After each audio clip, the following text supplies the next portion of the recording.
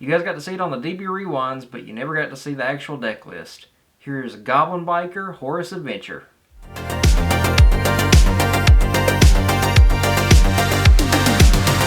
It's Tom with Trucker Gaming, bringing you back a brand new video. And today we're going to go over one of my favorite decks that I've been trying to get ready for Phantom Nightmare format, and that is Goblin Biker Horus Adventure. So a lot of people in the Goblin Biker community and a few other people just in general have asked me about this list, and this is what I've been messing with. As many of you see right now, there is plenty of room for different hand traps and such. You have, in this format, you kind of want to run at least 9 with all these mid-rangey style decks, especially with Snake Eye being Snake Eye, Fire King, and any sort of Rescue Ace Fire King build being extremely tough to play with. This is going to be some sort of mid-rangey build that I've kind of messed with myself. So let's go ahead and get into it. The hand traps that I like to do is Droll, Ash, and Imperm. Imperm could probably be in Nibiru in this format too, because you're going to see a lot of Cash played, and really a lot of shifter decks. A lot of these decks are going to be able to play, or are going to play shifter, and you're going to need to have something to get around that. Kashtira does definitely summon more than 5 times in a turn, and as somebody who's been playing it recently, that's the best way to do it, is to try to commit into Nib as much as you hate doing so. But because you don't have a Rise Heart Pass anymore, you kind of have to play more in depth into it. That being said, I could say you could probably switch out Imperm with Nibiru and just put something else in, just as a different tag. You're gonna need a lot of graveyard hate for this upcoming format. Let's go ahead and go over the Horus engine that I have in here. So we run the regular Horus package, which is like a bunch of 1-ofs besides Mseti. You have Cupid Sinuef, you have Happy, Dumatef, and you have the 3 Mseti. So Cupid Sinuef is your targeting protection, and King Sark, if you guys don't know, says you have to target stuff in order to destroy or do anything to a Horus card, which now, if you have another Horus monster leave the battlefield by opponent's card effect, then Cupid Sinuef would trigger, making it to where everything can't be you can't target anything, and you have King Sark on the field as well, so that says you have to target. So you have this weird bounce between you have to target and you can't target because of Cupid Sinuef. So you pretty much have a bunch of unaffected monsters unless you kaiju over them, which in the Horus engine does literally nothing. And of course you have your 3 mandatory King Sark. I think if you run the Horus engine in any sort of capacity, Mseti and King Sark have to be 3-ofs, and maybe at the least Mseti could be at 2, but I think you kind of needed a 3 for maximum consistency in this sense. Next engine, we have the Goblin Biker engine, which again, this is one of my favorite decks that I've been playing around with. I really, really enjoy this. Boom Mock now is again your quick detach from hand or graveyard during the main phase to detach from anything on the field, and then special himself, but you can only do that once every 2 turns, it looks like. So you can do it like during your turn, but you can't do it during your opponent's turn. Then you have, I think it's Clatter Sploder in the TCG now, which will let you, whenever it's summoned, it'll let you Monster Reborn a Goblin, and then while it's in the graveyard, you can quick effect attach 1 from anything on the field during the main phase, and then special them out. And then of course you have your 3 Doug, which is going to be your Spell Trap Search. As you will see, I do not run the Stampede. As good as it might be to be able to quick effect XYZ during your opponent's turn, I don't really like using it as much. And there's a reason for that, because this deck is really tight as it already is, as the way I have it built. So I had a lot of issues trying to find space for this specific deck and a lot of slots. The next one we have is Mionda, or I think it's Mean Merciless now in the TCG, that is going to allow you to, on normal or special summon, special another goblin from hand, and then if it's in graveyard, you can detach 1 from any material on field, or any XYZ monster on field, and then special it from grave, but banish it when it leaves the field. that's just going to be able to recycle it as well, and just be able to kind of attach it. Like, you can special it off of Tour Guide, which is the next card we have here. Tour Guides let you special somebody level 3 Fiend from deck, from hand or deck actually, but you can't use it as synchro material, but which, as you can see, we have none in the extra deck. But this is going to allow you to get out Meonda and then immediately overlay into Gabunga, and then once you do so, you're able to search out Doug, detach Meonda, and then continue to extend from there. But Tour Guide is going to be one of your 1-card starters, probably the best 1-card starter that you have in this deck, along with just having King Sark and a bunch of extra cannon fodder to dump your hand and go into your rank 8 engine. Then, as you guys see, we have the Adventure Engine. It's very slimmed down. I used to run 3 Water Enchantress, which you probably should. I'm trying to keep it 42 as my card count. This deck is already it's pretty consistent as is, but I like to slim down a little bit to just try to keep it under. I don't like having a big pile, anything 45 or 44 or more, so I just kind of keep it at 42 as much as I can, or flat 40. But I run 2 Water Enchantress, I run the 1 Wandering Griffin Rider for the Omni, the 1 Draco Back, the 1 Fateful Adventure, and 1 Rite of Aramasir. So it's kind of odd. I don't think you need to run more than 2, more than 1 or 2 of this card. You can run 3 I think it's just easier to run 3-1 of the 1 Rite and 3 Water Enchantress, because you want Water Enchantress just to have the body, and you're going to be able to recycle that with Leviair and a few of the other extra deck monsters as well. On to the Goblin Rider spells. We have 2 Grand Arrival, which is, a lot of people see this as like one of your main like combo starter helpers. I only like running 2 for now. I'm not saying that this is the set ratio, but this is probably going to be what I'm comfortable with as of right now. I like doing 2 and 2 for this specific build. 1 Foolish Burial. This is to access a bunch of different engines. You're able to access your your Adventure Engine with this by pitching your Water Enchantress. You're able to grab your Meonda, go ahead and throw it in the graveyard just to have it so you can bring it out and then special something from hand. Foolish Burial is just insane with this deck, and I think it's going to be very important to have, and it's another way to get other cards that you might need in the graveyard there. So it's just really important. And I've thought about actually running the Foolish Burial goods for the next 3 cards, because these are going to be the cards that are going to be the no fun cards, as I call them. But the next 3 cards we have here is the Mayakashi lock. So for those who don't know, you can run Beatrice by modulating your Goblin's levels, mainly because of the Grand Bash or the Grand Meeting. And then you're going to be able to make 2 Goblins level 6, overlay into Beatrice, detach 1, pitch Transaction Rollback during your first turn, or during your turn, and then during your opponent's turn, pitch the Mayakashi Trap, and then on res of that, banish Transaction Rollback, paying half your life points targeting the Mayakashi card, then copying that effect to then Vanity's Empty Lock your opponent, so they cannot special from hand, extra deck, or deck. So they are only allowed to special summon from the graveyard, which if you have your Horus engine as well, you're able to go into Sanafon and then lock them out of the graveyard completely as well. So this has a lot of different things it can do. Last card in the main deck is the Full Armored XYZ. I am trying this out. A lot of people have brought this to my attention that this is a really good combo and a really good way to extend and just have another form of interaction on board. I really wasn't into it at first, and I'm still trying to get used to it now, but because this mainly plays into Droll quite a bit harder for the main fact of your rank 3 Armor Torpedo says detach 2, draw a card, and then you just immediately get Drolled. That's the only problem that I have with this engine, but we'll see how it turns out. For those who want to run both the Mayakashi lock and this, you now have the option to do so. Side deck, as of right now, these are just some of the tech options. A couple of these are some of my spicy techs that I'm going to be doing in an upcoming video this week.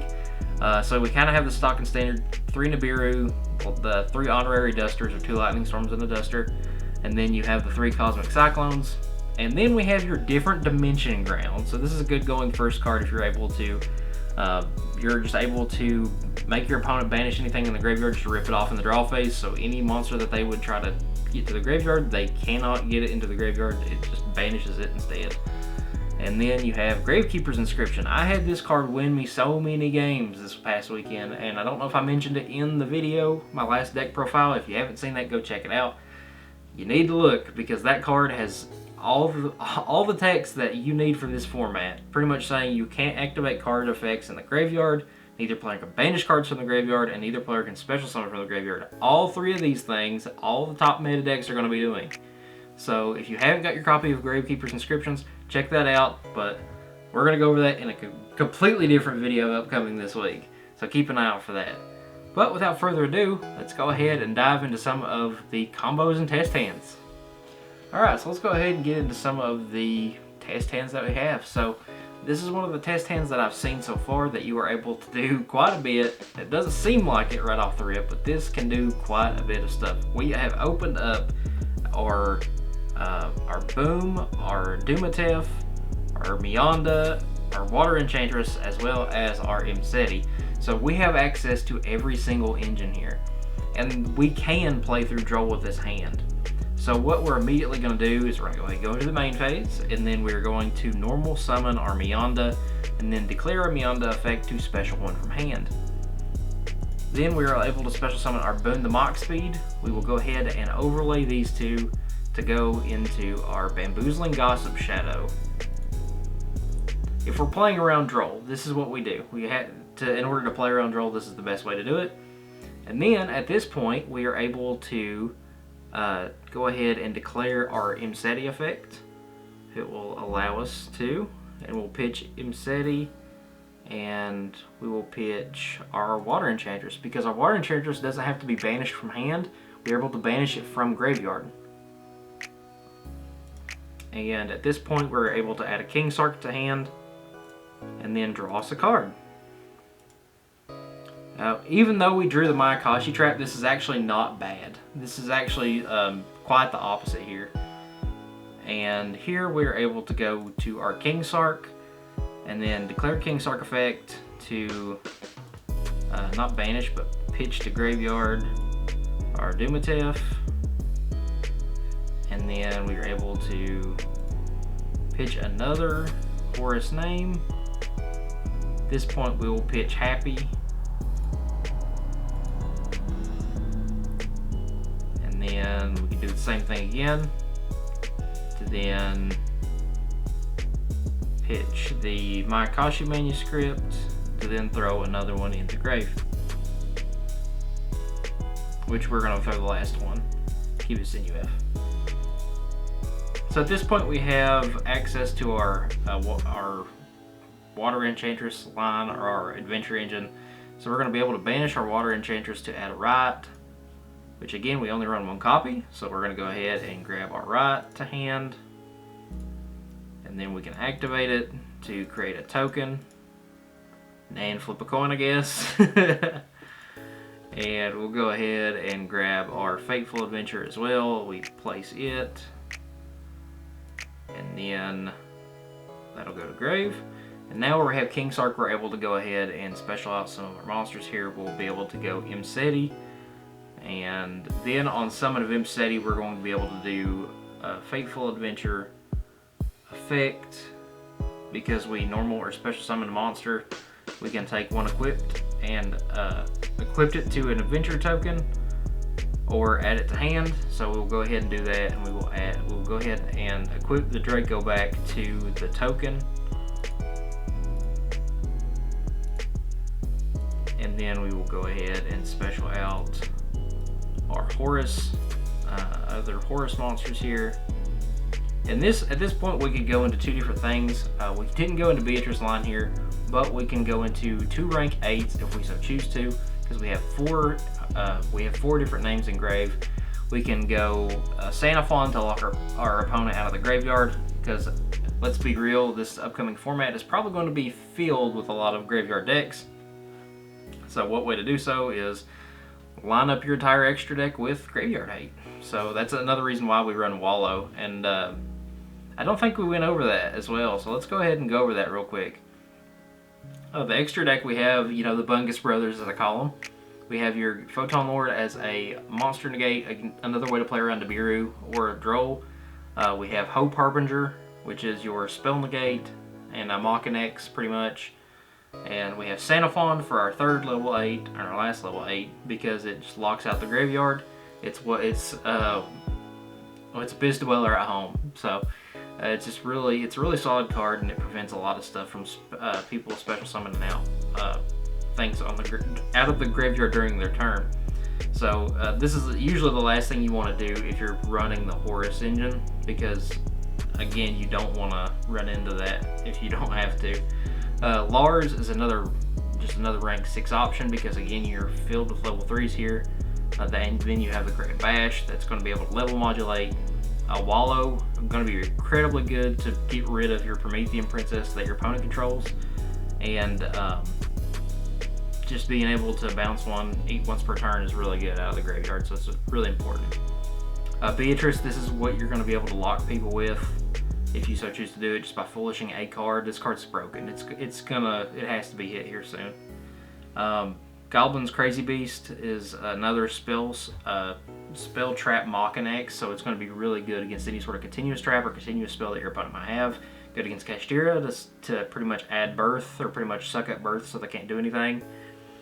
And really strong, because it not only does it say detach 2 off of, or does it say that, but it also lets you detach 2 from a monster on the field, so it doesn't have to be yours per se. So if your opponent controls an XYZ monster like a Zeus or something, you're able to quick effect rip 2 materials off of that Zeus if they're trying to do something with it. So it is really powerful card. And then we have the rank 3, which is Kabunga.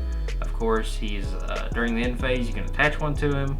Then on summon, he gets a Goblin, and then the other effect, he's able to, whenever a monster detaches a material for any reason, you're able to target one monster your opponent controls and then suck it up like a Machinex.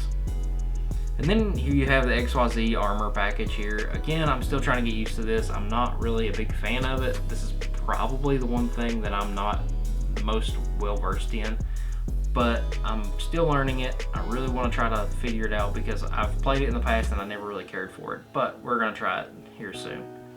And then of course your Leviair, which is just another rank 3 turbo option here. I think I still have, actually I think I cut it. I had a Shuriken in here, but I did cut it for Armored Lancer, because just to have, again, another form of interaction. But here again, you could just go into another rank 8, being usually it's Photon Lord here, just to kind of really insulate your plays. And then you can bring out the other 2, and then overlay these 2 and go into another rank 8, usually Xenophon. And there's your one of your usual inboards that you can end on with that kind of hand. And honestly, if you wanted to keep extending, you could, your Bamboozling Gossip Shadow.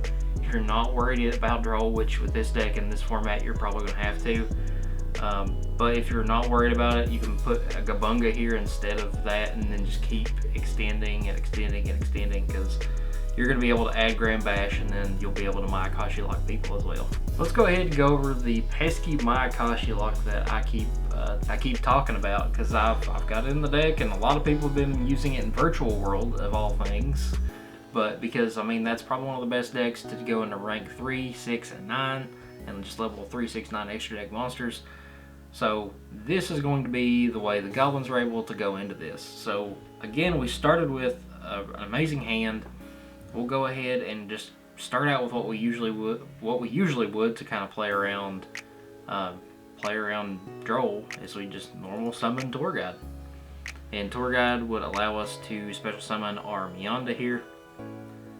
And once we special out our Mionda, we are going to immediately overlay into our Doug. And again, this deck does play to Droll. That's just going to be something that we're going to have to do.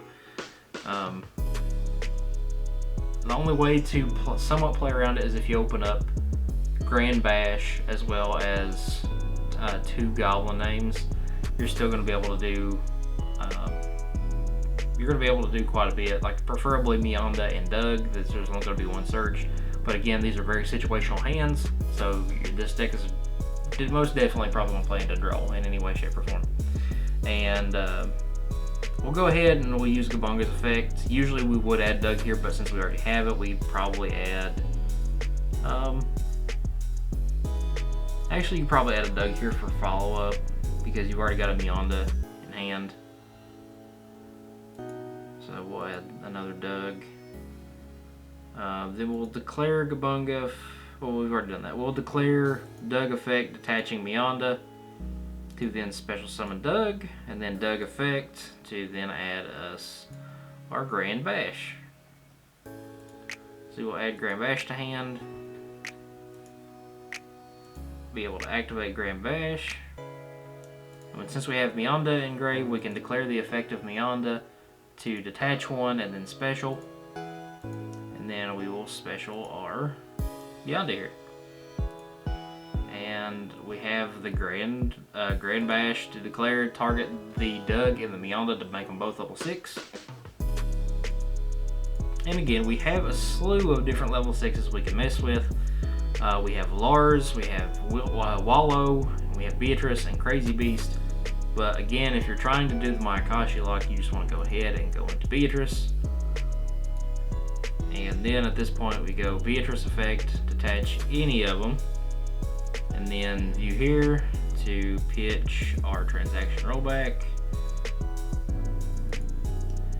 And at this point, if we didn't get drolled, we're able to use our Horus cards effect to then start pitching cards. So we'll go ahead and use Imseti here. Again, if we don't get interrupted by anything that's going on in the meta right now, we'll go ahead and do this with King Sark, and we'll get to draw a card off of Imseti, which is a perfect draw. And we'll be able to declare this to then pitch a card. If we want to, we're going to pitch Doug because we're able to add something else back here. And then pitch our Happy here. And again, if we wanted to keep extending, we don't even have to pitch the Mayakashi stuff. Usually going second, Usually if I like post side going second, you don't want to go Beatrice line here. Post going second, you're usually siding out the Mayakashi and the Mayakashi trap and the transaction rollback to add. And if you do have, or you still have Beatrice, you're able to pitch your adventure engine. If you're still trying to get into your adventure engine, you're still able to pitch off your water enchantress of the temple to get into that part of the engine. But at this point, you can reborn your Imseti as well as your Happy here. If you so choose, you could also run Zombie Vampire in this deck if you're really worried about some of the things going on. But I just prefer to run these because or the other 8s that I have here, just because they're just the most generic and they're just the easiest ones to summon. So here we can go into a Spell Trap Negate if we so choose. Again, we can go into a Santa Fond if we want to lock our opponent out of the graveyard. And we can go in, because Santa Fond along with the Mayakashi lock, again, they're not able to special summon from their hand, extra deck, or deck while the Mayakashi lock is live. But as well, if you have Santa Fond, they're not able to special summon from the graveyard, so you lock off 4 different parts, pretty much the entirety of what they can special from. So if you want to go into Santa Fond, you can. It might be easier just to go into Photon Lord though, just to have an extra layer of insulation. So that's what we'll do here. And we'll go into our Photon Lord. And then during our opponent's draw phase, we're going to be able to declare Beatrice, attach our Doug, and then pitch our Mayakashi trap. And then still in the draw phase, we're going to be able to declare the effect transaction rollback. banish transaction rollback, and then target our Mayakashi trap to then lock our opponent out of the game. So this deck has a lot of different abilities to do some crazy things. I'm still tweaking with it. This is probably going to be something I play competitively here, maybe after the dust settles down a little bit. But this is going to be an extremely fun deck to play. I think it's still going to be somewhat competitive. I think it's going to be at least tier 2 to see some people play and to see how well they do. But let me know what you guys think of the video. That's going to be it for today. Don't forget to leave a like, comment, and subscribe. I want to go ahead and let you know that we have announced the winner of the giveaway. Thanks everyone who joined the Discord. Again, the link is still down below. I'm gonna try to do more giveaways here soon. So I'd like to do something for Phantom Nightmare as well, because I know there's a lot of different chase cards that people are wanting from this set, and there's a lot of things that I'd like to try to do for the fellow viewers out there. But again, don't forget to leave a like, comment, and subscribe. My name is Tom with Tricard Games. We'll see you next time, guys. See ya.